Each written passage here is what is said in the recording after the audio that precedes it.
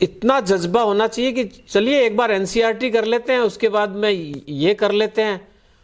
आप इसको ऐसे चॉइस में मत छोड़िए, वरना फिर मैंने अभी बताया एक्स्ट्रा ऑर्डिनरी कैसे बनेंगे।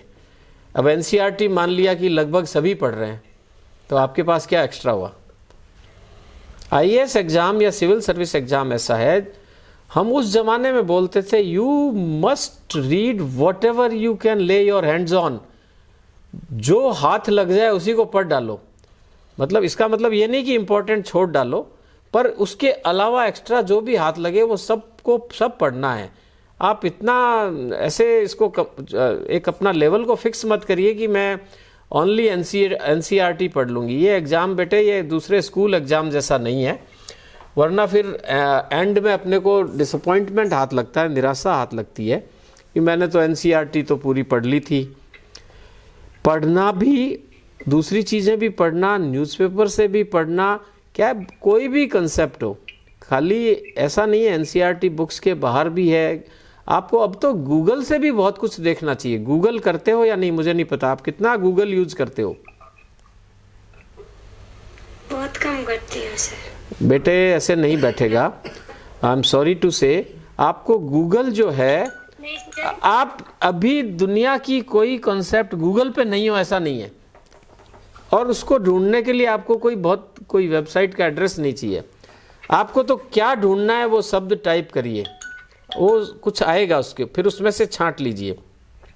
तो एनसीईआरटी पढ़िए, गूगल से भी देखिए, और आप अपना जो भी दूसरी इसकी जो ऑथेंटिक बुक्स हैं वो भी पढ़िए। कुछ कॉन्सेप्ट कई बार डिस्क्रिप्टिव, उनसे हेल्प मिलती है।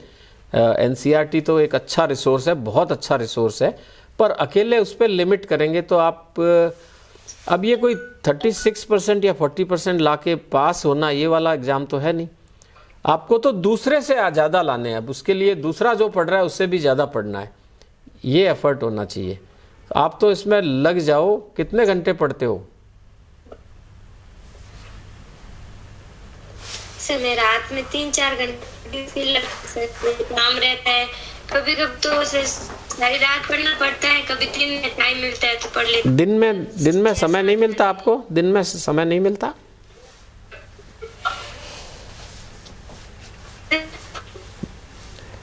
इसे पार्ट टाइम एग्जाम नहीं हो सकता, ये फुल टाइम एग्जाम। फिर दिन और रात दोनों ही। आप ये नहीं कह रहा कि मैं पूरी रात पढ़िए, बल्कि दिन का ज़्यादा याद रहता है। मेरा तो अपना पर्सनल है, कुछ लोगों को रात में भी, मैं इसमें हो सकता है उनका व्यू अपनी जगह है, पर दिन में रात में पढ़ने से भी ज़्यादा दिन में, कम से कम मेरे साथ तो ये है कि दिन वाला ज़्यादा याद रहता है। तो 5 घंटे दिन में पढ़िए, 3 घंटे रात में, भले ही थोड़ा कम कर सकते हैं, लेकिन दिन को बढ़ाइए आप। और ऐसा होना चाहिए कि ये एक बुक उठा ली तो इसको तो मैं ख़त्म करके ही कल तक ख़त्म ही कर दूंगा।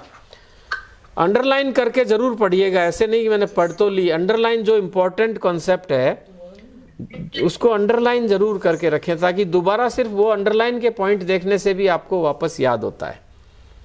आप फ्लैग यूज़ करिए, उसमें फ्लैग डाल लीजिए, उसके फिर शॉर्ट नोट्स बनाइए। देखिए इसमें एफर्ट तो मांगता है, ये एग्ज़ाम वैसा नहीं है कि 40% मार्क्स आ गए और हम पास हो गए। पास तो हो जाएंगे लेकिन उससे कुछ होगा नहीं, यहाँ तो मेरिट का सवाल है।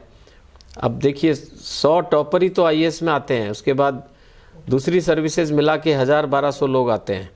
अब 7 लाख लोग अगर अपीयर होते हैं, उसमें से 1000 को लेना है, तो छंटनी में चले ही जाएंगे, स्क्रीनिंग हो ही जाएगी ना।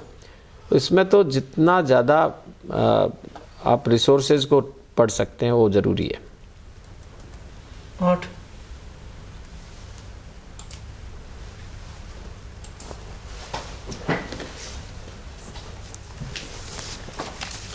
ठीक है,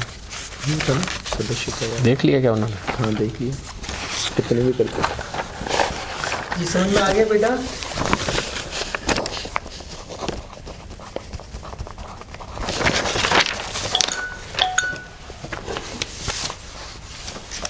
सोनू कुमार, आधे सोनू कुमार आप सुन पा रहे हैं? आवाज आ रही है आपको? Thank you sir. कुछ चाय वाय पिलाओगे? तो नहीं।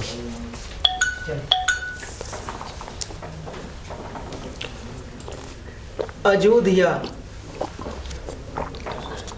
जोधपुर से अयोध्या आपको सुनाई दे रहा है? जी सर। कुछ बोलना है बेटा? हाँ। बोलो।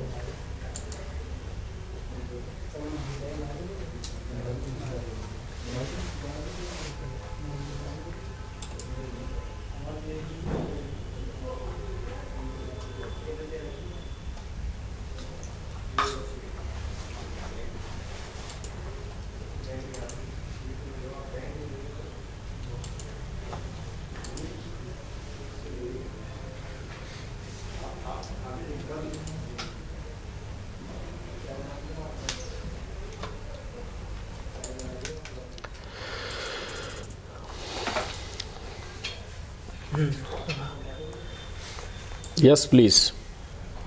Angel Meena. Yes sir. Yeah Angel go ahead. Hello sir, आवाज आ रही है आपको मेरी? Yeah you are audible. Hello. Yes please go ahead, बोलिए बोलिए। इधर क्लियर नहीं आ रही सर आवाज। आपको आवाज नहीं आ रही है? आ रही है सर, पर बिल्कुल क्लियर नहीं आ रही। मैं अपना क्वेश्चन पूछूं? हाँ बोलिए बोलिए, मुझे सुनाई दे रहा है। प्रणाम सर जी, आप सभी को मेरा गुड इवनिंग।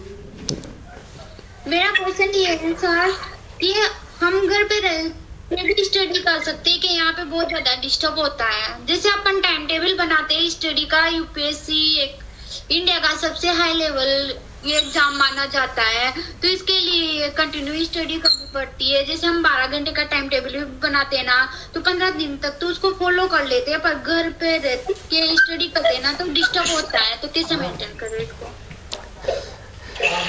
देखिए, कोई ये फॉर्मूला तो नहीं कहा जा सकता कि घर पे नहीं पढ़ना चाहिए, लेकिन हाँ बेहतर है अगर आप कोई दूसरी सिटी को भी चुनना चाहें तो आप ठीक सोच रहे हैं। अगर आप दिल्ली चले जाएं तो एक जितने समय तक मान लिया वहाँ रहते हैं तो एक तरह से घर वालों का जो दिल्ली का कुछ रहता है कि आज यहाँ चलो आज वहाँ चलो, वो सबसे मुक्त हो जाएंगे, या जयपुर के कोई जगह पे रह सकते हैं। तो ये तो बेटा पढ़ना तो इसमें फुल टाइम पड़ेगा। ये एग्ज़ाम मैं आपको गलत नहीं बोलूँगा। आप लोग अगर कोई सोचते हैं कि थोड़ा थोड़ा सा पढ़ के, तो ये होगा नहीं। इसमें बिल्कुल आपको मतलब आपको हरदम सुबह से टाइम चाहे कितना ही दो, लेकिन इसके अलावा कुछ ज़्यादा दूसरी चीज़ों में उलझना नहीं, सोचना नहीं है। आप मॉर्निंग में तैयार हुए, ब्रेकफास्ट। सर वो होते हैं ना, फाइनेंशियली कंडीशन अच्छी नहीं है बिल्कुल भी। जब भी मैं किसी कंपटीशन की तैयारी करती हूँ तो बाहर चली जाती हूँ, बूंदी या कोटा जाती हूँ। मैं बूंदी कॉलेज से हूँ, गांव हमारा तालेरा तहसील पे आता है, लाडपुर में, बिल्कुल। हाँ आप यहाँ मतलब एनवायरनमेंट नहीं है स्टडी का, और एग्जाम के लिए। आपने ठीक कहा। आप जहाँ आपको एनवायरनमेंट ठीक लगता है वहाँ, चाहे कोटा हो चाहे बूंदी हो। और इससे ऊपर एक बात और है, हम किसी पे डाले नहीं। मेरा एनवायरनमेंट मैं क्रिएट करता हूँ, मेरा एनवायरनमेंट मैं क्रिएट करता हूँ। नहीं, आप दूसरों पे डालिए मत। आपको कौन रोकता है? मैं पढ़ूंगी बस, बात खत्म।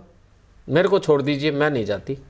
मैं तो ये आपको बनाना पड़ेगा। अगर बहुत सॉफ्ट रहेंगे कि हाँ वो कह रहा है मैं तो चली जाती हूँ इधर उधर, दूसरों पे डाल। देखिए, पढ़ाई के बारे में ये होता है सभी के साथ कभी ना कभी कमो बेस, कि वो पढ़ाई न करने का, जैसे एक समय था हम भी सोचते थे जब बिजली चली जाती थी, लाइट चली जाती थी तो खुश हो जाते थे कि यार मज़ा आ गया। तो ये एनवायरनमेंट कुछ नहीं होता है। आपकी एक ही मूल मंत्र है इस एग्ज़ाम का, तो विल एंड कमिटमेंट। जितनी आपकी इच्छा शक्ति, आपका संकल्प होगा, उसके अलावा कोई तरीका नहीं है। प्लीज़ इसको हल्के में ना लें। अगर करना चाह रहे हैं तो ये एग्ज़ाम ऐसा नहीं है कि आप हल्का फुल्का साइड में थोड़ा थोड़ा कुछ करके, ये किसी को दिखाने की ज़रूरत नहीं है। इसमें तो आदमी को ऐसा होना चाहिए कि मैं तो साइलेंटली करूँगा और रिजल्ट जो है वो दिखाएगा दुनिया को कि मैंने क्या किया पिछले 2 साल। Result should speak what you did in last 2-3 years, not the other way round. आप किसी को बोले मैं एग्ज़ाम की तैयारी कर रही हूँ 2 साल बोला, खूब खुशी हो गई और रिजल्ट ने नहीं दिखाया, कोई मज़ा नहीं आया। इसकी जगह आप चुप रहें, क्या कर रहे हैं भाई, थोड़ा बहुत पढ़ाई कर रहे हैं, कोशिश कर रहे हैं, बाकी ज़्यादा कोई पूछे तो, वरना साइलेंटली लगे रहें। रिजल्ट अपने आप बोल देगा, फिर गांव वाले सब आपके घर के बाहर भीड़ आएगी, आपको मालाएं लेकर आएगी। आप खुद वातावरण को, या जो एनवायरनमेंट नहीं है, ये किसी को नहीं मिलता एनवायरनमेंट। कहाँ ऐसा एनवायरनमेंट किसके घर पे है? घर में लोग भी आते हैं, मिलते भी हैं, बात भी होती है, फंक्शंस भी होते हैं, किसी को सेम ही मिलता है, थोड़ा बहुत अंतर होता होगा। लेकिन आप घर में भी जब तक रहें, कोई कमरा वगैरह अलग से देख लें, और हर चीज़ में आप इन्वॉल्व नहीं हो। घर में कुछ लोग कुछ कर रहे हैं, अब आपका मन नहीं रहा जा रहा, आप भी आ जा रहे हैं उनके साथ में। आपको मैंने अभी बोला 2 या 3 साल, इन कोई कीमत नहीं है, आपको कुछ भी नहीं खोओगे। 2 या 3 साल ये सबको छोड़ दीजिए, ज़्यादातर चीज़ों को। सिर्फ रियल बहन और भाई की शादी हो, या कोई भगवान ना करे कोई पिता या माता का कोई बीमारी हो, उसके अलावा आपको ज़्यादा जुड़ना नहीं है। हम लोगों के रिश्तेदार बहुत होते हैं, बुआ भी है, मौसी भी है, चाचा भी है, ताऊ भी है। पढ़ने वाले बच्चे को माफ़ कर देना चाहिए घर वालों को कि ये नहीं जा पाएगा। अब हमारे घर वालों ने तो हमें छोड़ रखा था, हमने मना कर दिया, मैं कहीं नहीं जाता, आप जाइए ना, मैं तो कुछ करके ही उठूँगा, करके ही मानूंगा। मेरी एनसीईआरटी का ये आज आधी करनी है मुझे, आज और कल मुझे पूरी करनी है, ऐसे टारगेट चलो। आप टाइम का टारगेट मत रखो कि आज 2 घंटे पढ़ूंगा, पता लगा पढ़े तो 3 ही पेज हैं और समझे उसमें से और भी बहुत कम है।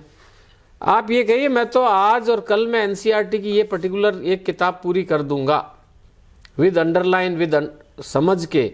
उसमें से कोई एक डायरी साथ में रजिस्टर रखिए, कुछ कुछ कॉन्सेप्ट जो है उसमें नोट कर लीजिए बहुत शॉर्ट में, आपको बड़ा एक मेंटल की तरह काम आएगी वो फिर 2 लाइन देखते ही आपको वो पूरा कंसेप्ट समझ में आ जाएगा। इसमें लगना तो पड़ेगा। मैं बहुत लोगों से मिलता हूँ, इसको शॉर्टकट में बहुत ज़्यादा लोग देख रहे हैं, ये बैठेगा नहीं। इसमें फिर वही है, 7 लाख में से 6,90,000 तो एक बार में ही बाहर हो जाते हैं, प्री में ही। फिर वो बोलते हैं हमने तो पढ़ाई तो बहुत की थी, 2 साल खराब हो गए। खराब नहीं हुए हैं, आपने जितनी इसमें शिद्दत से, इंटेंसिटी से, ताकत से, संकल्प से लगना था उतना नहीं लगे। मैं सच बोलता हूँ, संकल्पित आदमी के लिए ये कंपटीशन कुछ भी नहीं है। लोग इसे डिफ़िकल्ट कंपटीशन बता रहे हैं, मैं कह रहा हूँ आप जनरली ये संकल्प बहुत कमज़ोर रखते हैं हम लोग, शॉर्टकट में, दिखावे में, कि कुछ बस लोगों को बोल रहे हैं हम ये तैयारी कर रहे हैं। कई बार तो यहाँ तक भी होता है कि ये बोलते रहो ताकि हो सकता है शादी अच्छी जगह हो जाए, लड़का अच्छा मिल जाए। बहुत सारे लोग बोलते हैं मैं सीए कर रहा हूँ, वो कुछ खास कर नहीं रहा होता है। तो शादी वादी का आप संकल्प को दृढ़ रखें, इतना मुश्किल एग्जाम बिल्कुल नहीं है। अब अपने बारे में बार बार कहना अच्छा नहीं है। हमने तो कहा मुझे कोई रोक ही नहीं सकता। ये मैं जब 11th में था तभी ये बोलना शुरू कर दिया, मुझे कोई नहीं रोक सकता। जब डिबेट होता था, क्विज कंपटीशन होते थे, तब मैं बोलता था कि प्राइज का चेक मेरे नाम बना लो, एडवांस में बोल देता था उस क्विज में जाने से पहले।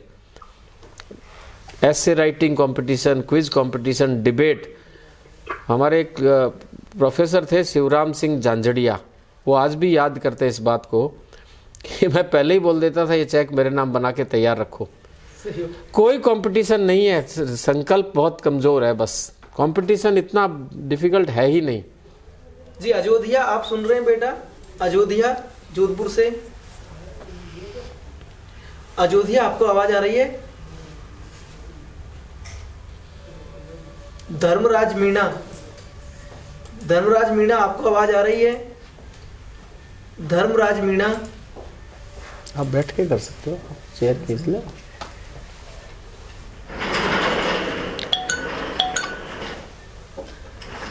आप अच्छा, ये जो रेड हाँ धर्मराज मीणा आप सुन रहे हैं? ये सारे क्वेश्चनों की लाइन में लगे हुए हैं। हाँ आवाज आ रही है? चाय ला रहे हैं? अरे उसको बोल रहा जी बेटा सुन पा रहे हैं आप? कुमरपाल सिंह आपको आवाज आ रही है? क्या कुछ ऑडियो में डिफिकल्टी है? कुमरपाल हेलो यस, आ रही है आवाज आपकी। सर, आवाज आ रही है क्या? हाँ आ रही है, आप बोलिए। जय हिंद सर। नमस्ते। Sir myself Kumarpal Singh sir, I am जी एक बार दोबारा बोल दीजिए।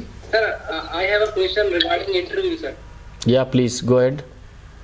Hello sir. Yes yes please go ahead Kumar. Yes sir. Yes sir. What do you think, sir? What are the qualities that the interviewer want to see in us, and how can we define the quality, sir? या very good question and best by far. अब तक जो question पूछे गए हैं, one of the best question. The success of interview begins and ends at level of confidence that you have, the effectiveness of expression, आप जितना जानते हैं। अभी मैं बताना चाहता हूँ कि इंटरव्यूअर कभी ये नहीं देखता कि दुनिया की हर चीज़ आप जाने। ये हमें गलतफहमी है कि मैं वो चीज़ जानता नहीं था इसलिए मैं उसको आंसर नहीं कर पाया। वो भी जानते हैं कि दुनिया की हर चीज़ तो आप कैसे जानेंगे। What they are looking at you, how truthful you are about yourself and about the things. नहीं आना है पोलाइटली आप बिल्कुल कह सकते हैं sorry sir this particular thing I am not much aware about it so I would not like to guess.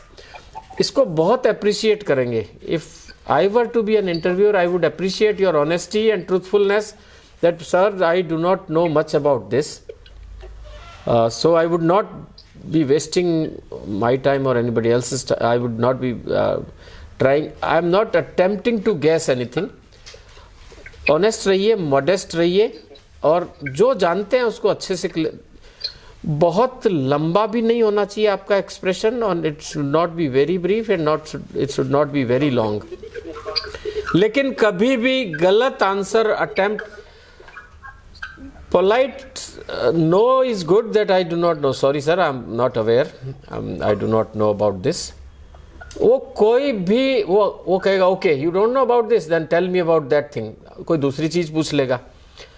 गलत answer पे बहुत गलत लिया जाता है क्योंकि ये आप भी सोचिए आपको कोई भी कुछ पूछे और आपको कोई गलत बताए तो आपका रिएक्शन, ये एक ह्यूमन साइकोलॉजी है। इंटरव्यू और नो इंटरव्यू लाइफ में भी अगर नहीं पता है तो अंदाजा क्यों लगाऊं मैं। और ये यूपीएससी तो और for that matter RPSC also और फॉर ऐसी any competitive authority gas work they don't allow, वो दैट इज नॉट अप्रिशिएटेड। आप पोलाइटली नो कहें, मॉडेस्ट रहें, बहुत स्मार्टली नो कहें। वही आप इंटरव्यू में एंटर करते हैं तो आपको एक उनको गुड मॉर्निंग, गुड आफ्टरनून और good evening what ever the time that you enter into the interview room, ये तो करना ही होता है। फिर आपको थोड़ा सा रुकना होता है, थोड़ी सी देर, ऐसा नहीं कि चेयर छीन के बैठ गए। Just hold on for a moment and they are not you know attempting to, आपको कोई नीचा दिखाने के लिए वो नहीं बैठे। They in no time they will say take your seat. तो ऑलवेज यू नो जिंदगी में भी और इंटरव्यू में भी थैंक यू का प्रयोग खूब से करें। वट एवर दे से थैंक यू सर। अब एक चीज़ कई बार गलत करते हैं, एक लेडी बैठी है और हम क्या है, हमारा माइंडसेट या डीएनए ऐसा ही है कि सर ही बोलते रहते हैं, मैम को तो एड्रेस ही नहीं करते। तो वो आपकी प्रेजेंस ऑफ माइंड को भी देखते हैं। अगर एक लेडी बैठी है और 4 मेल बैठे हैं तो आपको एक आप किसी व्यक्ति की तरफ हल्का सा गर्दन ले जाते हुए उनको जो है वो विशेष करें कि गुड। और अगर लेडी बैठी है तो पहले मैम को कहना चाहिए good morning ma'am, good morning sirs, और थोड़ा सा गर्दन को कि उसकी तरफ आप देख के बोल रहे हैं, आप पता नहीं देख तो इस तरफ रहे हैं और पता नहीं किसको बोल रहे हैं। तो ये सब चीज़ें, छोटी सी बात है, प्रेजेंस ऑफ माइंड को वो देखते हैं।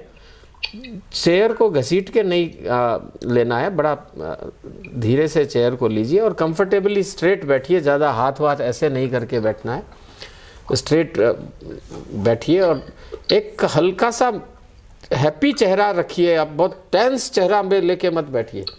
एक जैसे कॉन्फिडेंट आदमी होता है, जैसे कि स्लाइटली एक हल्का सा स्निग्ध, जैसे मुस्कान भी कह सकते हैं, ये आपके कॉन्फिडेंस लेवल को दर्शाता है।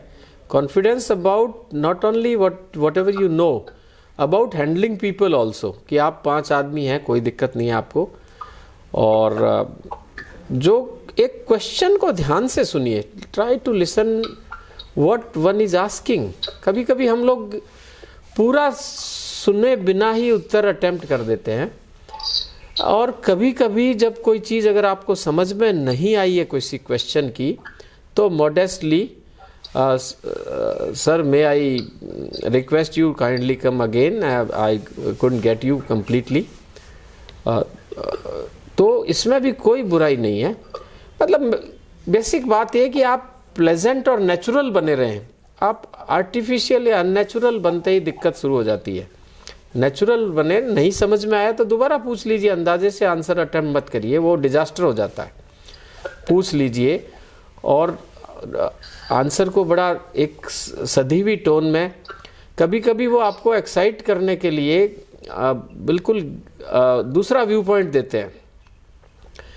एक इसमें बहुत एक्सट्रीम व्यू से अवॉइड करना चाहिए, इंटरव्यूज़ में एक्सट्रीम व्यू से अवॉइड करना चाहिए, बल्कि एनालिटिकल व्यू पॉइंट होना चाहिए। जैसे किसी ने कहा कि what is your take on Kashmir issue, Kashmir समस्या पे आपको क्या कहना है। तो एक्सट्रीम व्यू नहीं कि पाकिस्तान पे हमला कर देना चाहिए, एक बार के लिए मिला लेना चाहिए, 70 साल में अभी तक ये नहीं हुआ, अभी मोदी जी आए ये कर देंगे। आपको एनालिटिकल पॉइंट ऑफ व्यू कि that this problem has got a history and it has been there since 1947 when the countries got divided into 2 countries. Now there had been 3 wars also, 2 or 3 wars also, but nothing can solve it. And there are people, maybe the governments of on the both the side, they want to solve the issue, but then there are people which are hardliner, and at times political compulsions also are not allowing the government, despite their inner willingness to solve the issue. But ultimately dialogue is solution for any issue, Kashmir or otherwise. Discussion, dialogue, talks are the only solution. You can never say कि talks कोई solution नहीं है। बोलेंगे कि we have been talking to them for maybe 5 decades but it did not get solved. So तो ये question ऐसे होते हैं कि आपको डिरेल करने के लिए कई बार होते हैं कि आपका यहाँ पे स्टेबिलिटी कितनी है आपकी थॉट से।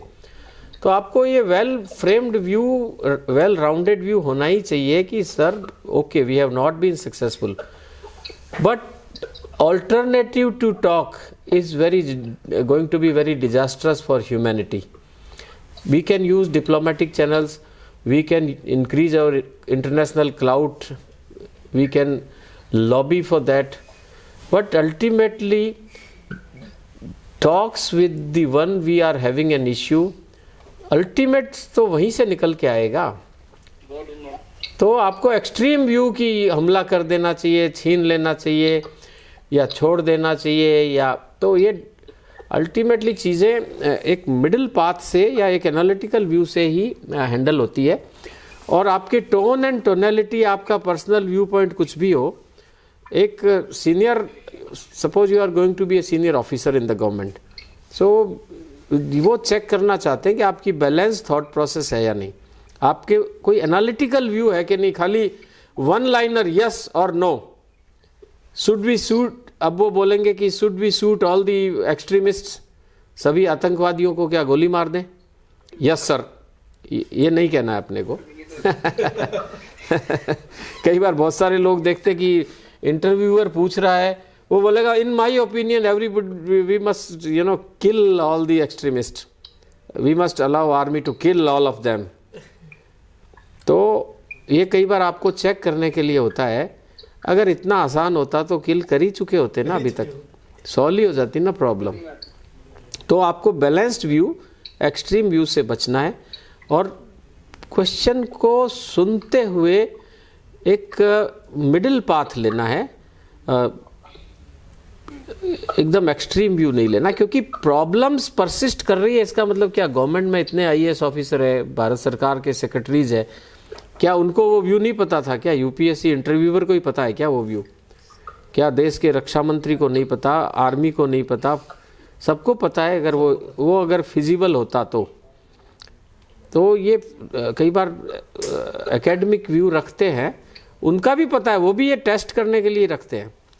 तो इंटरव्यू भी देखिए, थोड़ा नॉलेज, थोड़ा प्रेजेंटेशन, थोड़ा मॉडेस्टी और कॉन्फिडेंस, ये 4 चीज़ों का मिक्स है।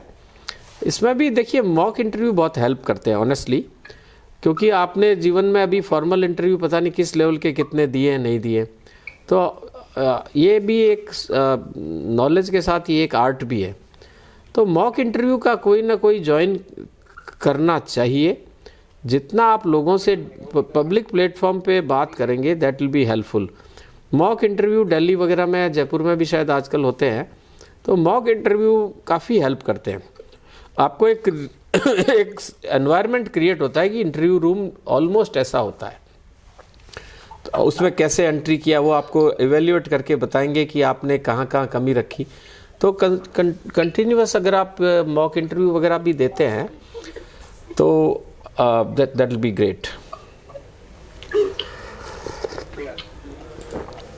प्रियंका, आपको आवाज आ रही है? सर नमस्ते। नमस्ते बेटा। Sir, am I audible clearly? Yes, go ahead. Yes sir. Sir, as you told that there are 3 pillars to enhance our English, that is reading, listening and speaking. Yeah. So the problem that I face, sir, I read newspaper every day and I grab 10 words daily. But sir, the main problem that I face when I try to speak, that word doesn't click my mind at that time when I need them. So sir, what can I do to remember that vocabulary? Though I had already answered this, because it's not very easy to gain that much rich vocabulary, though maybe in your own estimation the learning of 10 new words may be enough in your own assessment, but in my assessment you must increase it manifold. आप खुद देखेंगे 3 महीने में आप 10 की जगह आप 50 word उसमें से 10 भूल जाएंगे तो 40 आप रिटेन करेंगे, 40 you will be retaining. So increase this, number 1. Number 2, read, write, note down the synonyms as well. I told you that one must be capable to express a particular thought in 3, 4, 5 ways instantly. It's not that whatever I'm talking, it is not pre-framed sentences. I can express anything in countless numbers, countless ways. For that you need to have command over. Suppose you are to tell somebody that you are good. Now you can use at least 20 adjectives at very point in them. You are superb, you are fantastic, you are fabulous, you are majestic, you are lovely, you are adorable, you are this and that. आपको इतने words, हर शब्द के, every word has got so many synonyms. Yes sir. Framing of sentence could be in active, passive, this way, that way. Use this, or this word can be made use of. I have told you how to say two different type of sentences. Use this word. When I say use this word, use superb. Now, in your next sentence, word superb can be made use of. Yes sir. The word superb would make your sentence or your expression ornamental. Yes, It will make your sentence beautiful, effective, powerful. I mean आपको इतने सारे expression ये mind में